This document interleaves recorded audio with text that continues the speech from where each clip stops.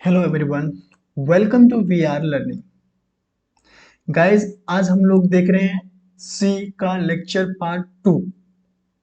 Lecture 1 में हम लोग ने पढ़ा था कि प्रोग्रामिंग क्या होती है, सी क्या होती है, सी हम लोग क्यों सीखते हैं, सी की क्या क्या फीचर्स है, सी की हिस्ट्री क्या है, और लास्ट में देखा था कि विजुअल स्टूडियो कोड को कैसे इंस्टॉल करते हैं, और इंस्टॉल करके भी मैं हम लोग ने देखा। ठीक है, जिन्होंने पिछला लेक्चर अटेंड नहीं करा था उसके लिए मैं इस वीडियो में उस वीडियो का लिंक डिस्क्रिप्शन में दे दूंगा। आप वो जाके पहले देख सकते हैं ताकि आगे की चीज आपको क्लियर होती जाएगी। लेक्चर पार्ट 2 में पढ़ेंगे सी में कैसे कोड को लिखा जाता है। ठीक है, तो इस लेक्चर में हम लोग सी में कोड लिखना सीखेंगे। ठीक है, और उसकी फंक्शनैलिटी के बारे में जानेंगे। तो टाइम वेस्ट ना करते हुए हम चलते हैं विजुअल स्टूडियो कोड में, जो कि पिछले लेक्चर में हम लोग ने इंस्टॉल कर रखा था। तो इसके लिए सबसे पहले एक में एक हम फाइल क्रिएट कर रहे हैं, आप लोग भी कर लीजिएगा। इस फाइल का नाम हम रख C22 रियल। ओके, इसको कर लेते हैं ओपन, और यहाँ करते हैं राइट क्लिक। सॉरी, ये मेरा विंडो 11 है, इसलिए इस तरह से दिख रहा है। तो हम यहाँ पे शो मोर ऑप्शन पे क्लिक करते हैं। अगर आप लोग की विंडो 10 होगी तो डायरेक्ट इस तरह से दिखेगा। यहाँ पे आप देख सकते हैं ओपन विथ कोड आ गया है, तो सिंपली इस पे क्लिक कर रहे हैं और ये मेरा विजुअल स्टूडियो कोड ओपन हो गया मेरे सामने। और यहाँ पे सी ट्यूटोरियल नाम से एक फोल्डर भी क्रिएट हो गया। ठीक, तो सबसे पहले अगर कोड लिखने से पहले हम तीन चीज़ों के बारे में जान लेंगे। विजुअल स्टूडियो कोड में तीन चीज़ें इंपॉर्टेंट होती है। वैसे होती तो बहुत चीज़ें हैं, ठीक है, बट हम लोग सी की प्रोग्रामिंग करने वाले हैं, इसलिए इसके पर्पज से तीन चीज़ें मोस्ट इंपॉर्टेंट है। सबसे पहले तो सी की एक्सटेंशन इंपॉर्टेंट है, जो कि हम यहाँ इंस्टॉल करने वाले हैं। उसके बाद कोड रनल, उसके बाद पैकेजेस, तीन चीज इंस्टॉल करेंगे यहाँ पे। ठीक है, तो उसके लिए यहाँ पे ये फोर्थ नंबर में जो है ऑप्शन एक्सटेंशन का, इस पे सिंपली क्लिक करेंगे और यहाँ लिखेंगे C/C++। इतना लिखने के बाद ये आ गया फर्स्ट वाला। तो हम पहले इंस्टॉल करके रखे हैं, तो यहाँ पे मेरा अनइंस्टॉल का ऑप्शन आ रहा है, आप लोगों को इंस्टॉल का ऑप्शन आता होगा। ठीक है, तो सिंपली आप लोगों को इंस्टॉल पे क्लिक कर देना है। जस्ट 50 to 5 सेकेंड में ये इंस्टॉल हो जाएगी। ठीक है, उसके बाद इसके नीचे आ रहा है सी एक्सटेंशन पैक, तो आपको इसको भी इंस्टॉल कर लेनी है। ठीक है, और तीसरा जो मोस्ट इंपॉर्टेंट है वो है कोड रनर। कोड रनर, तो यहाँ पे आ रही है कोड रनर, तो इसको भी सिंपली आपको इंस्टॉल कर लेनी है। हम ये तीनों चीज को इंस्टॉल कर रखे ऑलरेडी कर लिए हैं, इसलिए यहाँ पे मेरा अनइंस्टॉल का ऑप्शन आ रहा है, आप लोगों को इंस्टॉल का ऑप्शन आ रहा होगा। तो अब चलते हैं कोड पे। तो अब हम सबसे पहले कोड लिख के देखते हैं कि सी में किस तरह से कोड दिखता है। तो कोड लिखने से पहले हम एक फाइल बना लेते हैं hello.c के नाम से, क्योंकि हम सबसे पहले हेलो प्रोग्रामिंग ही करने वाले हैं यहाँ पे। तो सबसे पहले हेलो लिखना पड़ेगा, इंक्लूड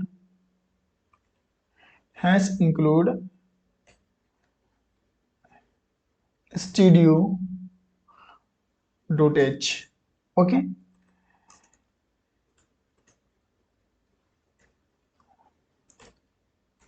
int main printf,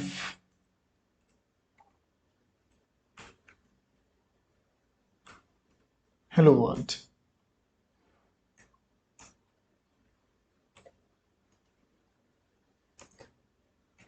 ये हमारा कोड रेडी हो गया।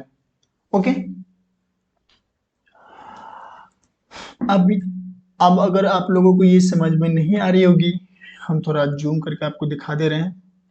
ठीक है, ये अगर ये आप लोगों को समझ में नहीं आ रही होगी ये सब, तो कोई दिक्कत नहीं है। ये hash include studio dot H क्या है, इंट मेन क्या है, प्रिंट क्या है, प्रिंट एफ क्या है, रिटर्न जीरो क्यों करवाए हैं, अगर ये सब समझ में नहीं आ रहा है अभी तो कोई बात नहीं है, अभी आप लोग बिगिनर्स हैं, तो अगर नहीं आ रही तो कोई दिक्कत नहीं है, धीरे धीरे आपको सब समझ में आ जाएगी, क्योंकि वन बाय वन हम आपको एक्सप्लेन करने वाले हैं।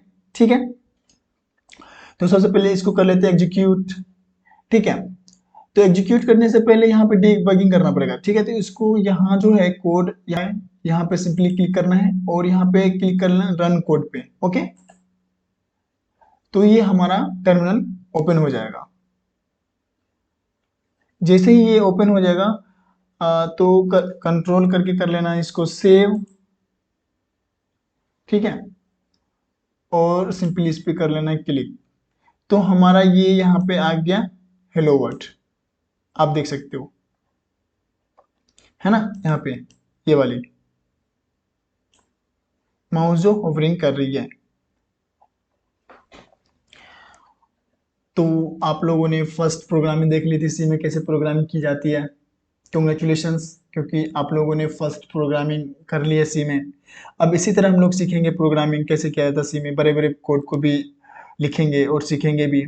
हाँ, तो सबसे पहले सीख लेते हैं कि ये हैश क्या है, इंक्लूड क्या है, स्टूडियो डॉट एच क्या है। ठीक है, तो की जाती है। कंग्रेचुलेशंस, क्योंकि आप लोगों ने फर्स्ट प्रोग्रामिंग कर ली है सी में। अब इसी तरह हम लोग सीखेंगे प्रोग्रामिंग कैसे किया जाता है सी में, बड़े बड़े कोड को भी लिखेंगे और सीखेंगे भी। हाँ, तो सबसे पहले सीख लेते हैं कि ये हैश क्या है, इंक्लूड क्या है, स्टूडियो डॉट एच क्या है। ठीक है, तो कि ये हैश क्या है और ये इंक्लूड स्टूडियो डॉट एच क्या है। ठीक है, तो हैश को बोलते हैं हम लोग, ये जो हमारा हैश है इसको बोलते हैं pre processor, pre processor directive,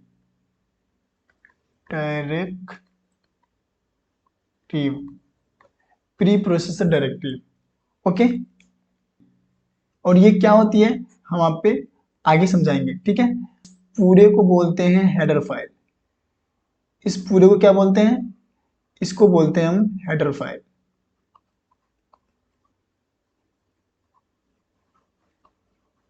header file, ठीक है, हेडर फाइल।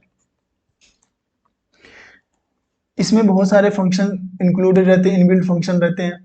ठीक है, जैसे कि प्रिंट एफ, ये वाले, ये इसी का फंक्शन है, ये इसमें इस लाइब्रेरी में लिखा गया है। ठीक है, आगे देख लेते हैं। Hash include studio dot H standard for input output library function. कहने का मतलब ये है, जो हैश इंक्लूड जो है ये वाली, हैश इंक्लूड है ये, इसको बोलते हैं standard input output library function. Okay, ये प्रिंट एफ, ये प्रिंट एफ जो है इसी का फंक्शन है।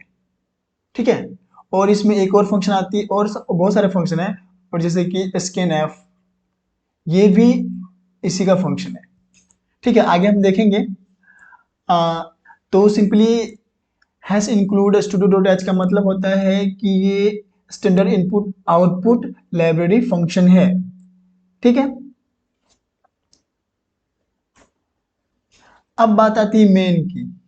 ये इंट मेन क्या है, ये मेन एक फंक्शन है, इसको बोलते हैं फंक्शन, फंक्शन। ठीक है, मतलब जितने भी हम लोग सी में प्रोग्रामिंग करेंगे, ठीक है, वो कहां से कॉल होगी, सबसे पहली कॉल होगी ऑपरेटिंग सिस्टम उसको कॉल करेगा मेन से, मेन से उसको पढ़ना स्टार्ट करेगा। ठीक, जब भी कोई प्रोग्राम हम लिखेंगे तो हमारा जो ऑपरेटिंग सिस्टम है वो कॉल करेगा किसको, मेन को, मेन फंक्शन को, और यहां से हमारा प्रोग्राम रीड करना स्टार्ट होगा। कोई भी प्रोग्राम हम सी में अगर लिखेंगे तो वो कहां से स्टार्ट होगी, मेन फंक्शन से। जहां देखेगा कंपाइलर मेन है वहीं से प्रोग्राम उसको वो रीड करना स्टार्ट कर देगी। ठीक है, अब बात आती है इंट क्या है। तो इंट मेन का रिटर्न टाइप है। ठीक है, इंट क्या है, मेन का रिटर्न टाइप है। ठीक, अब ये ब्रैकेट, ये बॉडी है, यहां से लेके यहां तक, ये मेन फंक्शन का बॉडी है। जो भी डिफाइन करेंगे हम मेन फंक्शन में ही लिखेंगे। ठीक है, अब बात आती है प्रिंट एफ क्या है और हेलो वर्ड क्या है। ये डबल इन्वर्टेड कोमा में जो भी चीज लिखते हैं वो कंसोल विंडो पे हमारा प्रिंट हो जाता है। ठीक है, अगर हम यहाँ पे और कुछ लिख देते हैं, जैसे लिखते हैं यहाँ पे और कुछ लिख देते हैं, जैसे लिखते हैं हाई यूजर, हाई यूजर, तो हमारे कंसोल विंडो पे प्रिंट हो जाता हाई यूजर। ओके, तो हम यहाँ पे डबल ब्रैकेट के अंदर जो भी चीज लिखेंगे, सॉरी डबल कोट के अंदर जो भी चीज लिखेंगे वो हमारी कंसोल विंडो पे प्रिंट हो जाएगी। तो कोई भी प्रिंट फंक्शन का काम होता है, जो भी चीज हम प्रिंट करवाना चाहते हैं उससे पहले हम क्या लिखते हैं, प्रिंट। ये भी एक क्या है, हमारा फंक्शन है जो कि इस लाइब्रेरी फाइल में पाई जाती है। ओके, अब बात आती है यहाँ रिटर्न की। ये भैया रिटर्न क्यों लिखे हमने, ठीक है। अब रिटर्न इसलिए लिखे हैं क्योंकि यहाँ पे इंट है, यहाँ पे इंट का मतलब होता है इंटीजर। ठीक है, अब इंट, इंट मेन जो है, ये मेन जो है टेक समथिंग नेचर का है। कहने का मतलब कुछ आर्गुमेंट लेता है। ठीक है, तो अब आर्गुमेंट लेता है तो इसको मेन को बाद में जब एग्जीक्यूट हो जाती है तो इसको रिटर्न भी करना पड़ेगा, है ना। तो हम इसको कर देते हैं जीरो रिटर्न। और एक काम और होता है इसका, वो काम होती है, एक मिनट इसको हम थोड़ा इरेज कर लें पहले।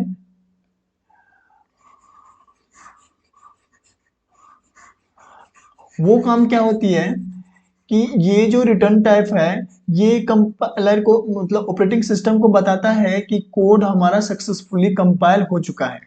ओके, ये जो है रिटर्न टाइप ये बताता है ओएस को कि कोड जो है हमारा successfully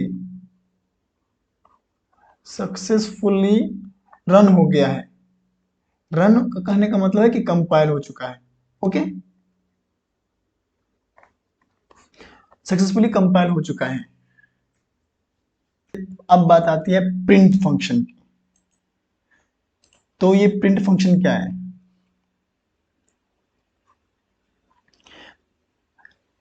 print function it is used to print the data.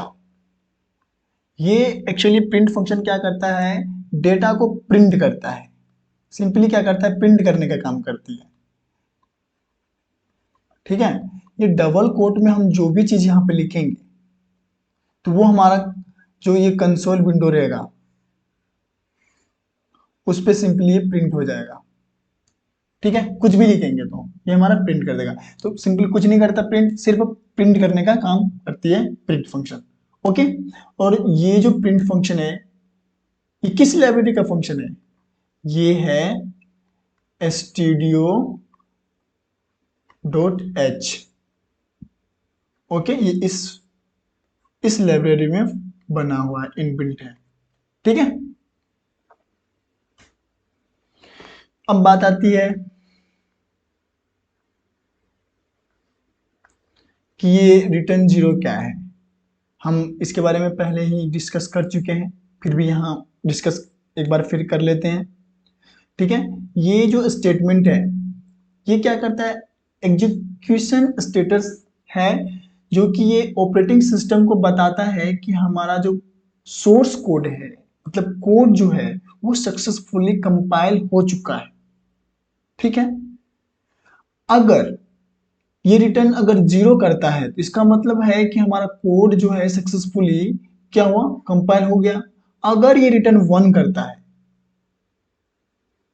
तो हमारा कोड सक्सेसफुल कंपाइल नहीं हुआ है। इसका मतलब ये है कि कोड में कहीं ना कहीं एरर है। ठीक है, समझ में आ गया कि रिटर्न जीरो का मतलब क्या होता है। Return zero simply OS operating system को बताता है कि हमारा जो कोड है सही सही मतलब सही तरीके से कंपाइल हो चुका है। ठीक है, अगर रिटर्न 1 कर देता है इसका मतलब हमारे कोड में कहीं ना कहीं एरर है। ठीक है, इसका मतलब सिंपली ये होता है। अब बात आती है कि अब देख लेते हैं कि कंपाइलेशन प्रोसेस क्या है। कंपाइलेशन प्रोसेस को देखेंगे।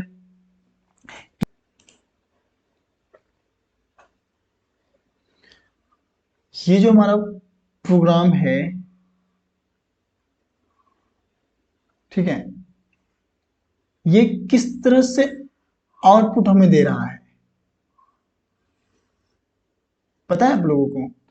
कि हमने तो लिख दिया कि hash include studio dot H int main print hello word return करवा दिया 0।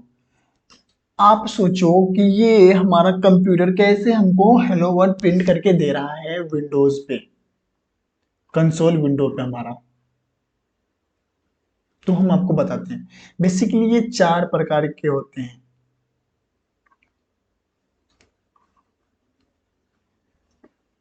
ठीक है, 4 प्रकार से कंपाइल काम करती है। अब वो हम लोग देखेंगे कि वो 4 प्रकार क्या है। सबसे पहले देखते हैं कि ये कंपाइलेशन क्या होती है। तो compilation is nothing, it is a process which is convert to the source code into the object code. कहने का मतलब ये है कि ये कुछ भी नहीं है। कंपाइलेशन एक प्रोसेस है जो कि हमारे सोर्स कोड को क्या करता है, ऑब्जेक्ट कोड में कन्वर्ट करता है। अब बात आती है कि ऑब्जेक्ट कोड क्या है। ऑब्जेक्ट कोड कुछ भी नहीं है, ये एक मशीन कोड है। ठीक है, मशीन कोड को ही हम लोग ऑब्जेक्ट कोड बोलते हैं। एक न्यू वर्ड आया है सोर्स कोड, ये वाली यहाँ पे दिख नहीं रही है। एक मिनट, हम ये दूसरा चीज ले रहे हैं यहाँ पे, तो यहाँ पे दिख जाएगी ये वाली। ये ये सोर्स कोड क्या है? तो सोर्स कोड कुछ भी नहीं है, जैसे कि हम प्रोग्राम लिखे हैं वही हमारा सोर्स कोड है। ठीक है, जैसे कि वहां पे है ना, लिखते हैं ना, hash include studio dot H, फिर लिखते हैं इंट मेन, फिर फंक्शन ऐसे बना के कुछ कुछ इसमें लिखते हैं। यही हमारा सोर्स कोड है। ये सब हम सॉरी ये सब हमारा सोर्स कोड हो गया। ओके, इसी को बोलते हैं हम लोग कि सोर्स कोड। आगे समझ में सोर्स कोड क्या होती है? आगे बढ़े, चलिए वेरी गुड, हम आगे बढ़ते हैं।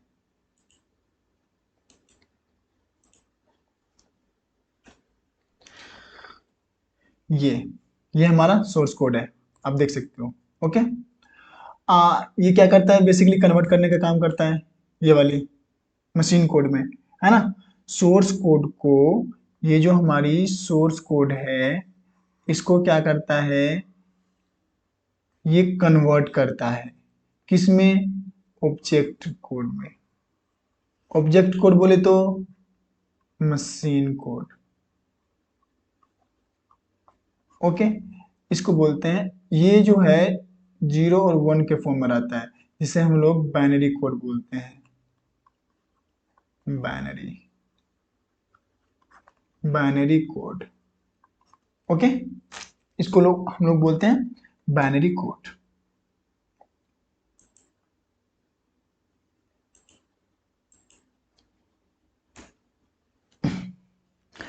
Compilation can be divided into 4 types. ये जो कंपाइलेशन जो होती है इसे 4 भागों में बांटा गया है।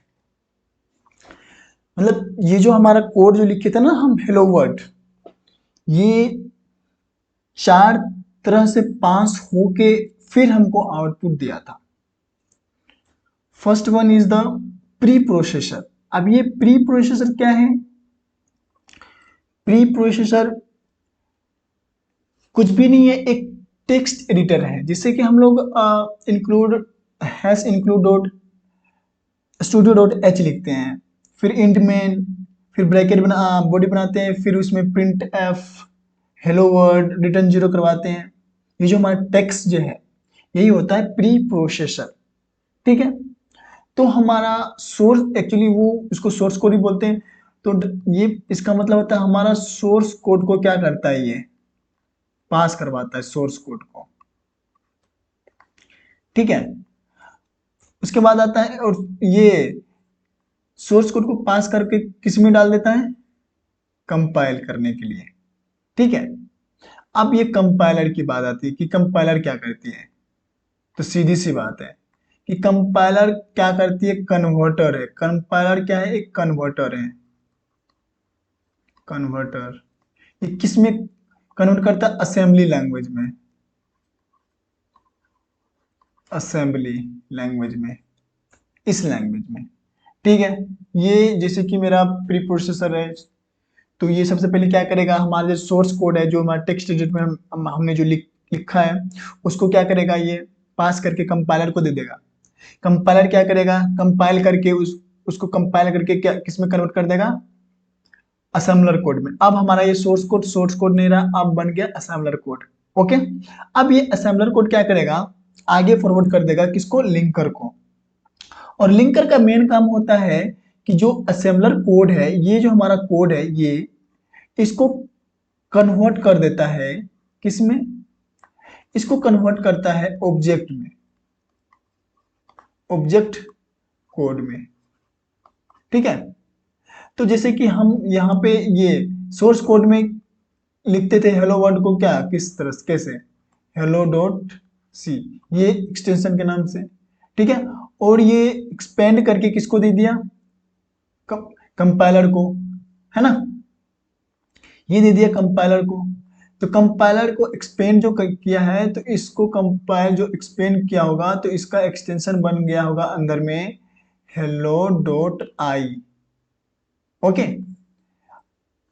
और अब असेंबलर का भी जैसे कि अब असेंबलर जैसे कि आई है यहाँ पे, है ना, तो असेंबलर जिसे आया होगा, तो यहाँ का हो गया होगा डॉट हेलो डॉट एस, ये है असेंबलर का एक्सटेंशन। अब ये असेंबलर क्या किया कि कोड को कन्वर्ट कर दिया किसमें, कोड को किसमें भेज दिया, इसमें लिंकर में, है ना। अब ये यहाँ पे जो हमारा पहले क्या था, डॉट सी के नाम से सेव था, है ना, पहले था डॉट सी के नाम से, लेकिन लास्ट में जो हमारा एक्सटेंशन होगा वो होगा हेलो डॉट ओबीजे, इस नाम से सेव। उसके बाद हमारा होगा फाइल एग्जीक्यूट, ओके, समझ में आ गया। देख लेते हैं डायग्राम से, ये लो। सबसे पहले ये जो हमारा सोर्स कोड है किसमें गया, प्री प्रोसेसर में। प्री प्रोसेसर क्या किया, एक्सपेंड किया, है ना,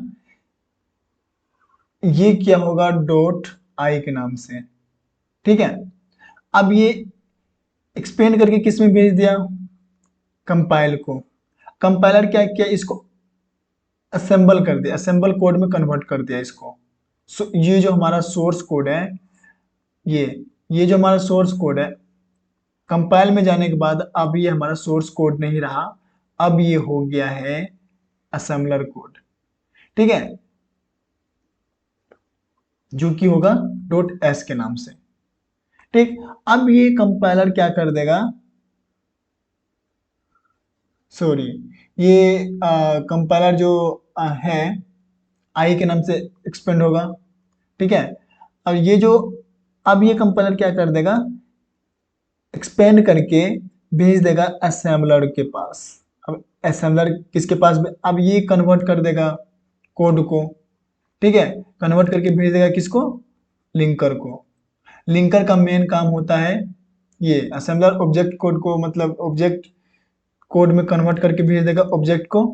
और लिंकर का मेन काम होता है कि ये जो ऑब्जेक्ट फाइल है उसको उसको क्या क्या करना है, कंबाइन करके एक लाइब्रेरी फाइल में स्टोर करना है। वो उस लाइब्रेरी फाइल का नाम है dot l i b, l i b. और इसको बोल सकते हो डॉट ए के नाम से भी जाना जाता है। ठीक है, ये जो ऑब्जेक्ट कोड है इसको क्या करता है, ये लिंकर कंबाइन कर लेता है, एक साथ कंबाइन करके डाल देता है किसमें, इस फाइल में, LIB फाइल में। ठीक है, और उसके बाद हमारा कोड जो है क्या होता है, एग्जीक्यूट हो जाता है। ये हमारा कोड उसके बाद हो जाता है एग्जीक्यूट, और कंसोल विंडो पे जो हम प्रिंट करवाना चाहते हैं वो हमारा प्रिंट होके आ जाता है। तो इस तरह से काम करता है हमारा कंपाइलर, कंपाइलेशन इस तरह से होती है। ठीक है, फर्स्ट ऑफ ऑल हमारा सोर्स कोड जाता है प्री प्रोसेसर में, प्री प्रोसेसर एक्सपेंड करता है कोड को, उसके बाद भेज देता है, उसके बाद कंपाइलर को भेज देता है, कंपाइलर फिर कन्वर्ट करता है असेंबली लैंग्वेज में, और उसके बाद भेजता है असेंबलर को। असेंबलर क्या करता है, ऑब्जेक्ट फाइल क्रिएट करता है, ठीक है, और लिंकर को दे देता है। और लिंकर का मेन काम होता है कि जो ऑब्जेक्ट असेंबलर जो ऑब्जेक्ट फाइल क्रिएट करा है उसको कंबाइन करके एक फाइल में दे देना, एक लाइब्रेरी फाइल में स्टोर कर देना। ठीक है, उस फाइल का नाम होता है .lib। ठीक है, और उसको और तरह से कॉल अगर बोलना चाहो तो आप बोल सकते हो .a के नाम से। अब देखेंगे कि ये प्रिंट फंक्शन और ये स्कैन फंक्शन क्या होती है। तो ये प्रिंट फंक्शन आपको पहले भी बता चुके हैं कि डेटा को प्रिंट करने में काम करते हैं, ये इसका यूज करते हैं, डेटा को प्रिंट करने में काम आता है। और ये जो स्कैन एफ है इसका मतलब होता है स्टैंडर्ड इनपुट। ओके, ये इसका उपयोग हम लोग तब करते हैं जब हमको यूजर से कुछ यूजर से कुछ इनपुट लेना हो। ओके, तब हम स्कैन एफ का यूज करते हैं। आगे समझ में, अभी हम इसका कोड भी देखेंगे। The print function is used for the output, it prints the given statement to the console. कहने का यही मतलब है कि ये डेटा को प्रिंट करता है दिए गए कंसोल पे। इसका स्टेटमेंट ये है प्रिंट हेलो, देख सकते हो यहाँ पे। ओके, स्कैन एफ रीड करने के लिए मतलब यूजर से इनपुट लेने के लिए क्या आता है, ऐसे आप लिख सकते हो फॉर्मेट स्ट्रिंग आर्गुमेंट। कहने का मतलब ये है, अब ये फॉर्मेट स्ट्रिंग क्या होता है और आर्गुमेंट लिस्ट क्या होता है। अब जैसे कि हमको अभी हम प्रोग्रामिंग करके आपको बताएंगे कि ये क्या कैसे काम करती है। ठीक है, फिर आपको बेटर समझ में आ जाएगी। ठीक, प्रोग्रामिंग है ना। मैंने यहाँ पे हेडर फाइल लगाया है, ये हमारा क्या है, हेडर फाइल है ना। ये हमारा हेडर फाइल, ये हमारा मेन फंक्शन हो गया, मेन फंक्शन ये हमारा, ये जो है नम, ये हमारा है वेरिएबल। अब वेरिएबल क्या होता है आगे पढ़ेंगे हम, बट अभी समझ लो कि ये क्या होता है, ये एक वेरिएबल है। और ये जो है इंट, इसको बोलते हैं हम data type, data type. Okay, तो इंट का मतलब होता है इंटीजर, इंट का मतलब होता है इंटीजर। और नंबर एक वेरिएबल है, वेरिएबल कुछ भी हो सकता है, आपका नाम भी हो सकता है। ठीक है, ABCDEFG,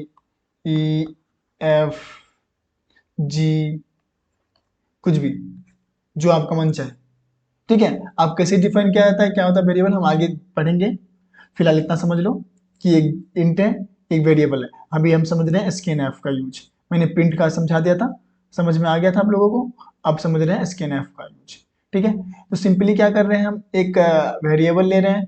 ठीक है, किस टाइप का, इंटीजर टाइप का एक वेरिएबल ले रहे हैं, और यूजर को एक मैसेज शो करवा रहे हैं, प्रिंट करवा रहे हैं कि इंटर ए नंबर। इससे यूजर को पता चलेगा कि अच्छा ये हमको एक यूजर क्या समझेगा कि हमको एक नंबर इनपुट करना है।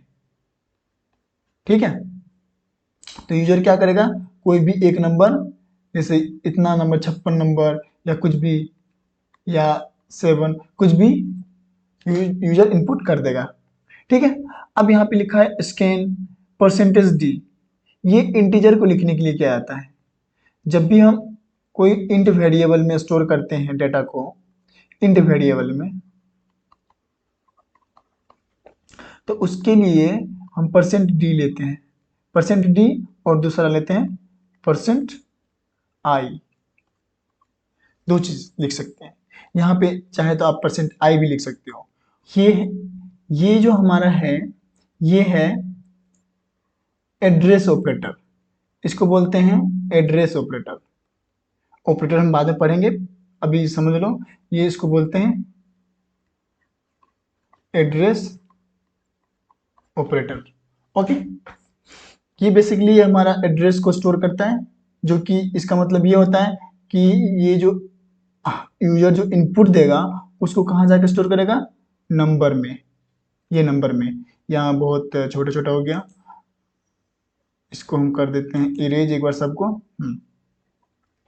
ये जो बेसिकली क्या करेगा, ये एड्रेस क्या करेगा, जो भी यूजर इनपुट देगा उसको कर देगा किसमें स्टोर, ये वाला नंबर इसमें। ठीक है, और यहाँ पे हम प्रिंट फिर से करवा रहे हैं क्या, द नंबर इज %d नॉम। कहने का मतलब जो भी इंटर, जैसे कि यूजर ने डाला 6, तो हमारा प्रिंट हो जाएगा 6। ओके, ये बेसिकली करवा रहे हैं, तो हम लोग एक बार करके देख लेते हैं। तो इसके लिए चलते हैं हम लोग विजुअल स्टूडियो कोड में। तो सिंपली यहाँ पे क्या, फिर से एक फाइल बना लेते हैं, लिखते हैं store a number, store.c, store नाम से एक मैंने बना लिया। ठीक है, फिर वही से लिखेंगे include stdio.h।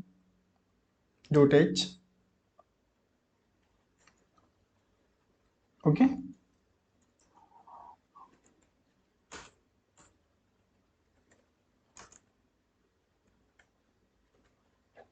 इंट मेन, इसका बॉडी बनाएंगे और एक डेटा टाइप ले लेंगे। ठीक है, नाम और सेमीकोलन, फिर यूजर को मैसेज प्रिंट करवा देंगे,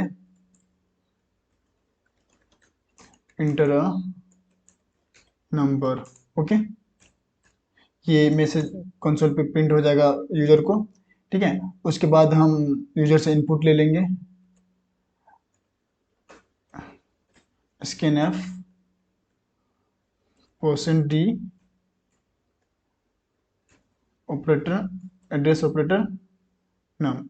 ओके, ये मैंने यूजर से इनपुट ले लिया और इसको प्रिंट भी करवाना है, तो क्या लिखेंगे, प्रिंट एफ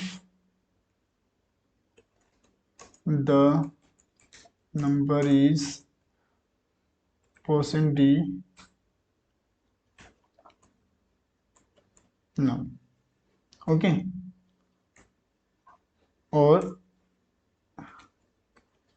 रिटर्न 0, ये हमारा हो गया कोड। ओके, अब इसको कंट्रोल S कर लेते हैं और यहां से कर लेते हैं रन। अब देखो, यहाँ पे कर लेते हैं रन, थोड़ा सा इसको ऊपर बढ़ा लेते हैं। देखो यहाँ पे आ गया ना, इंटर अ नंबर, ये वाला मैसेज यूजर को शो हो रहा है ना, इंटर अ नंबर यहाँ पे। तो बेसिकली हम पूछ रहा है कि एक नंबर आप इंटर कर दो, तो यूजर ने कर दिया 89। ठीक है, और कर दिए इंटर, देखो ये प्रिंट हो गया, the number is num, the number is ये 89, यूजर जो डाला था, बेसिकली ये प्रिंट हो गया। तो स्कैनफ का यूज क्या होता है, यूजर से नंबर लेने के लिए। ठीक है, अब देखो, अब हमको दो नंबर का सम करवाना है, तो क्या करेंगे, सम करवाना है। सपोज करो एक नंबर है 12, एक नंबर है 5, तो दोनों को अगर सम करवाएंगे तो कितना हो जाएगा 17, है ना। सब्ट्रैक्ट करवाएंगे तो कितना हो जाएगा 12 - 5 इक्वल्स टू 7, है ना। मल्टीप्लाई करवाएंगे तो कितना हो जाएगा 60 हो जाएगा, है ना। डिवाइड करवाएंगे तो कितना हो जाएगा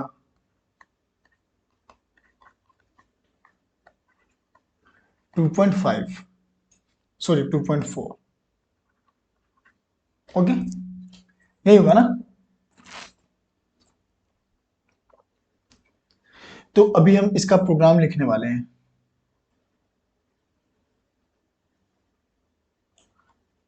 तो हम यहाँ पे फिर से एक न्यू फाइल क्रिएट कर लेते हैं, इसका नाम रख देते हैं ऑफ सम ऑफ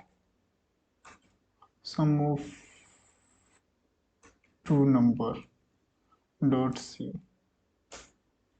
ठीक है, तो सीधा से लिखेंगे यहाँ पे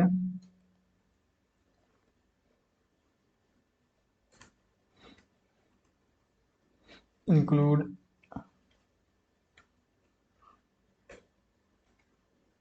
studio.h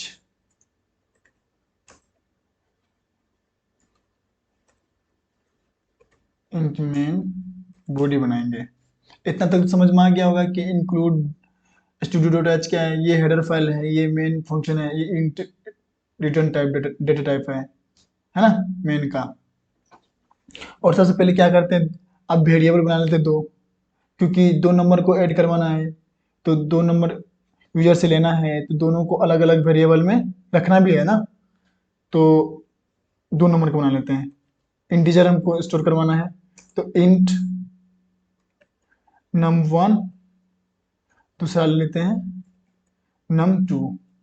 ओके, और प्रिंट करवा देते हैं मैसेज प्रिंट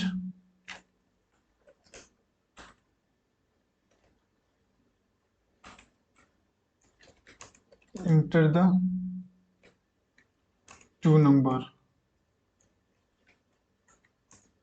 ओके, अब क्या करना है, यूजर से दो नंबर भी लेना है। ओके, तो उसके लिए क्या करेंगे, लिखेंगे स्कैन एफ %d, दोबारा लेना है, फिर %d लिखना है, एड्रेस ऑपरेटर num1, फिर लिखना है एड्रेस ऑपरेटर num2। ये यूजर से दो इनपुट ले लिया मैंने। अब इसको क्या करना है, सम करवाना है। तो सम सिंपली करवाना है तो एक और वेरिएबल ले लेते हैं यहाँ पे, उसका नाम रखते हैं रिजल्ट। ओके, और यहाँ पे लिखना है result equals to num1 plus num2, और सिंपली इसको क्या करवाएंगे, print the sum is two number. इसको ऐसे लिख देते हैं, the sum of two number is %d, और रिजल्ट को करवाते हैं प्रिंट रिजल्ट रिटर्न 0। ये हमारा कोड हो गया। Okay,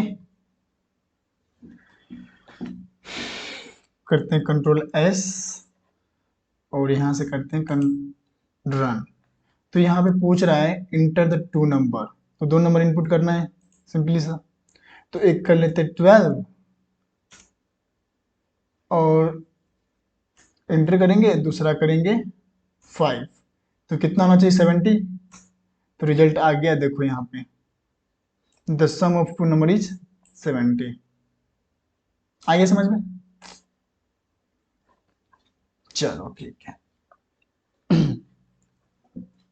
very good. अब करते हैं, अगर हमको सब्ट्रैक्ट करना है तो कुछ नहीं करना है, बस यहाँ पे जो है ना, सब यहाँ पे हटा के ये लगा दो, तो ये सब्ट्रैक्ट हो जाएगा। ठीक है, हम इसी में करके देखते हैं। ये हमारा क्या था, प्लस था, तो हमको सब्ट्रैक्ट करना है, तो यहाँ पे इसको कर देते हैं कमेंट आउट, और अब यहाँ फिर से लिखेंगे हम रिजल्ट। अब देखो यहाँ पे ये भी result equals to num1 minus num2,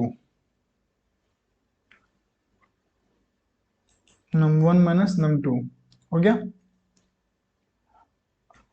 अब इसको करवाएंगे प्रिंट, कंट्रोल एस कर लो और यहाँ से प्रिंट करवा लो। इसको सबसे पहले कर दो डिलीट पूरे के पूरे, ये कचरा साफ हो जाएगा। ठीक है, फिर से इसको करवा लो। एक मिनट, इसको सबसे पहले करवा लो यार, जस्ट वेट। ओके, ये हो गया। यहाँ पे आ गया इंटर द टू नंबर। ठीक है, तो यहाँ से दो नंबर डालेंगे, क्या डाले 12 और 5 से बनाना चाहिए, आएगा, ये देखो आ गया, है ना, यहाँ पे 7 आ चुका है। अब इसी प्रकार सेम टू सेम मल्टीप्लाई के लिए भी कर सकते हैं, कुछ नहीं करना है, यहाँ पे सिर्फ मल्टीप्लाई लगाना है। ठीक है, और ये कमेंट क्या होता है, ये कमेंट बेसिकली लाइन को हम रिप्रेजेंट करते हैं कि ये लाइन क्या कर रही है। ठीक है, आगे चल के हम कमेंट भी पढ़ेंगे और वेरिएबल भी पढ़ेंगे। चलो ठीक है, पहले एक बार वेरिएबल देख लेते हैं। ठीक है, यहाँ तक समझ में आ गया सबको, बताओ। चलो वेरी गुड, देखते हैं कि वेरिएबल क्या होता है। वेरिएबल, तो वेरिएबल एक नाम है, क्या है, वेरिएबल एक नाम है, किसका नाम है, मेमोरी लोकेशन का नाम है। ठीक है, कुछ भी नहीं है, एक मेमोरी लोकेशन का नाम है। Variable is the name of memory location, it can be used in store the data. ठीक है, इट इज चेंजेबल। अब इसको ऐसे बोल सकते हो कि variable, variable is the name of memory location, it can be used in store the data and it is capable to change the data. कहने का मतलब वेरिएबल जो है एक मेमोरी लोकेशंस का नाम होता है। ठीक है, ये डेटा को क्या करता है, स्टोर करता है, और ये चेंजेबल भी होता है। ठीक है, सपोज करो ये हमारा इंटीजर है, यहाँ लिखे हम इंट। ठीक है, a इक्वल्स टू 5। ओके, तो ये जो हमारा, ये जो a है, ये हमारा कहलाता है वेरिएबल। ओके, ये हमारा वेरिएबल है, तो ये क्या है, एक मेमोरी लोकेशन है। अब ये वेरिएबल है, तो ये जैसे कि हमारा एक, ये हमारा विंडो है, तो इसमें एक मेमोरी मिल गया होगा जिसका नाम होगा ए, है ना।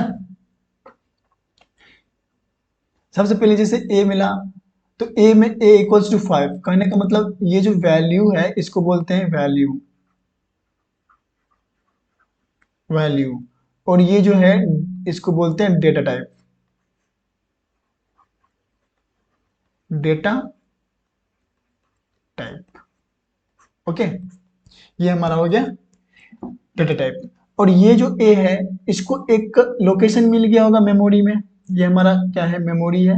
इसको एक जैसे कि ये हमारा मेन मेमोरी हो गया, प्राइमरी, प्राइमरी मेमोरी, तो ये हमारा हो गया मेमोरी। मेमोरी में एक जगह उसको मिल गया होगा ए को, हाँ, इतना स्पेस मिल गया होगा। ठीक है, और इसका नाम है ए, क्योंकि मैंने वेरिएबल का नाम डिफाइन करा है ए, तो ए में स्टोर हो गया होगा कितना, 5। ये वाला। ठीक है, अब 5 क्या हमारा किस टाइप का डेटा है? तो ये जो 5 है हमारा इंट डेटा टाइप का है। इंट बोले तो इंटीजर। ओके, ये हमारा ऐसा मेमोरी, ऐसा वेरिएबल होता है। ठीक है, अब सपोज करो कि एक और वेरिएबल मैंने बनाया बी यहाँ पे। सबसे पहले इसको हम डिलीट कर दे रहे हैं। ठीक है,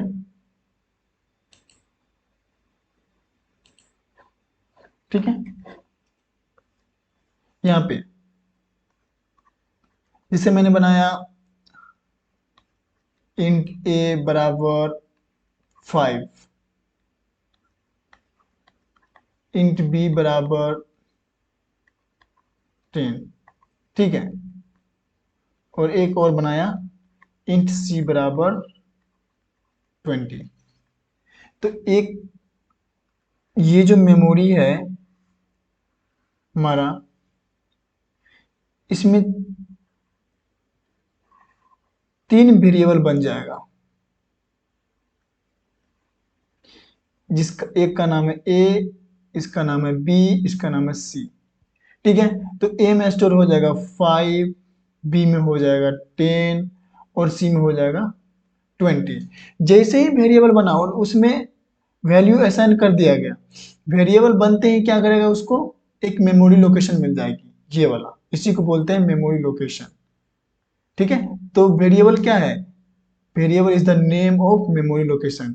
ये जो है मेमोरी लोकेशन का, जो ये जो मेमोरी लोकेशन मिला है ना, इसका जो नाम है ए, इसी को हम लोग बोलते हैं वेरिएबल,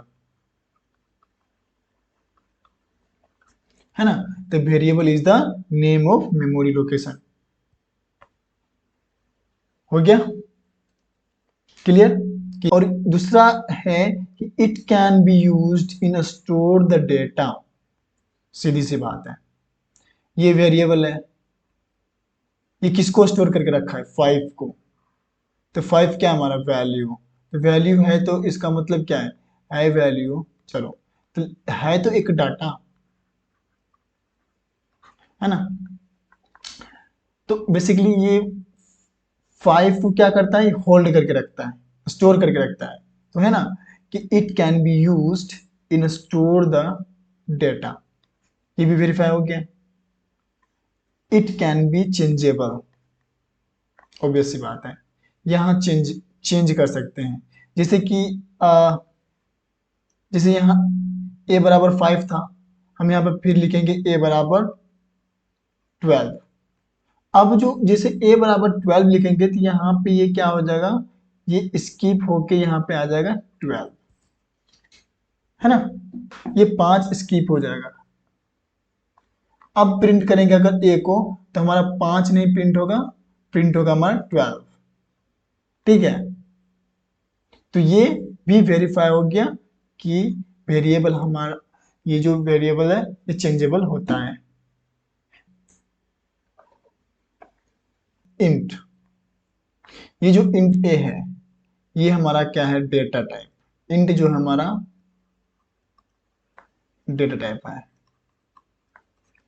और ए जो हमारा है यही तो है variable. Variable, okay. Float b, float b, float भी हमारा डेटा टाइप है। फ्लोट, फ्लोट वैल्यू रखेगा, जैसे कि 5.6, 3.0, 2.5, ये हमारा फ्लोट वेरिएबल है, फ्लोट डेटा टाइप।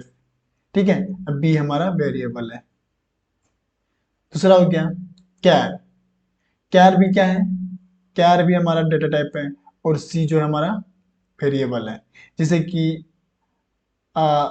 सी बराबर ऐसे लिख सकते हैं ए, ये क्या है? हमारा कैरेक्टर। कैर का मतलब होता है कैरेक्टर, कैरेक्टर, ओके। और फ्लोट का मतलब होता है फ्लोटिंग पॉइंट, फ्लोटिंग,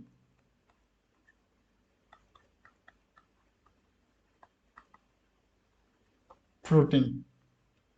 ठीक है, लाइक जैसे कि मैंने आपको ऊपर में बताया, यहाँ पे भी बता देते हैं 5.0, 6.6 और 7.5, ये हमारा फ्लोटिंग वैल्यू है। ठीक है, और कैरेक्टर यही है। जैसे हमको बी बराबर लिखना है कैरेक्टर, तो यहाँ पे सिंगल कोड में ए, और लिख सकते हैं यहाँ पे बी भी दे मतलब कुछ भी, है ना। ये हमारा कैर हो गया है। ठीक, यहाँ पे एबीसी जो है हमारा वेरिएबल है, और इंट फ्लोट कैर ये क्या है, डेटा टाइप। ये मैंने आपको पहले ही बता दिया। अब बात करते हैं इस वेरिएबल को किस तरह से डिफाइन करते हैं। तो इसको कई तरह से डिफाइन कर सकते हैं। सबसे पहले इसको हम अल्फाबेट में लिख सकते हैं, डिजिट्स में लिख सकते हैं, और अंडरस्कोर में लिख सकते हैं। कहने का मतलब सबसे पहले देखो यहाँ पे ए लिखा हुआ है ना, तो हम इसको ए नाम से लिख सकते हैं। नाम, किसी का नाम भी लिख सकते हैं, है ना। जैसे सम, ये हमारा वेरिएबल हो गया। राम वेरिएबल हो गया, कुछ भी लिख सकते हैं। ठीक है, और डिजिट्स भी लिख सकते हैं, जैसे राम वन, जैसे नंबर हो गया नम वन, फिर लिखेंगे नम टू, फिर जो तीसरा वेरिएबल बनाएंगे तो नम थ्री, है ना। तो यहाँ पे डिजिट्स भी आ गया और अल्फाबेट भी आ गया। ओके, अब बात आती है अंडरस्कोर। जैसे कि हम यहाँ पे अंडरस्कोर की बात करें तो ऐसे भी लिख सकते हैं, राम अंडरस्कोर मोहन, मोहन ये इक्वल्स टू 5, कुछ भी। ठीक है, जैसे a underscore b equals to 6, तो ये दो दो वेरिएबल नहीं है, एक ही वेरिएबल है, क्योंकि अंडरस्कोर है इसमें। ठीक, दूसरा है कि a variable name can start with the alphabet and underscore only, it can't start with the digits. कहने का मतलब एक वेरिएबल का नाम जो है वो या तो ये अल्फाबेट से स्टार्ट होगी, जैसे कि ए से लेके जेड के बीच में कुछ भी से स्टार्ट हो सकती है। ठीक है, अंडरस्कोर से, जैसे कि अंडरस्कोर ए इक्वल्स टू 5, ये सही है। ठीक है, एक बार हम आपको पूरा क्लियर करके दिखाते हैं। मैंने यहाँ लिखा ए बराबर 5 अंडरस्कोर बी बराबर 6,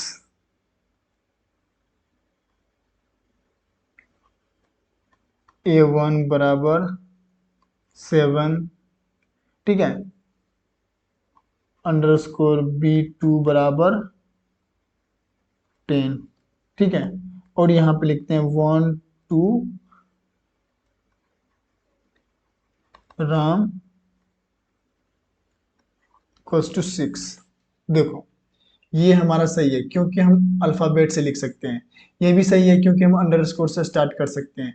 ये भी सही है क्योंकि अल्फाबेट के बाद हमारा डिजिट्स आ सकता है। ये भी हमारा सही है क्योंकि अंडरस्कोर और उसके बाद अल्फाबेट हम लिख सकते हैं, उसके बाद नंबर डिजिट्स लिख सकते हैं। बट ये हमारा सही नहीं है। क्यों? क्योंकि हम डिजिट से वेरिएबल को स्टार्ट नहीं कर सकते। हाँ, इसको ऐसे लिख सकते हैं, Ram 1 2, but 1 2 Ram is not valid sentence. Okay, तो ये होती है।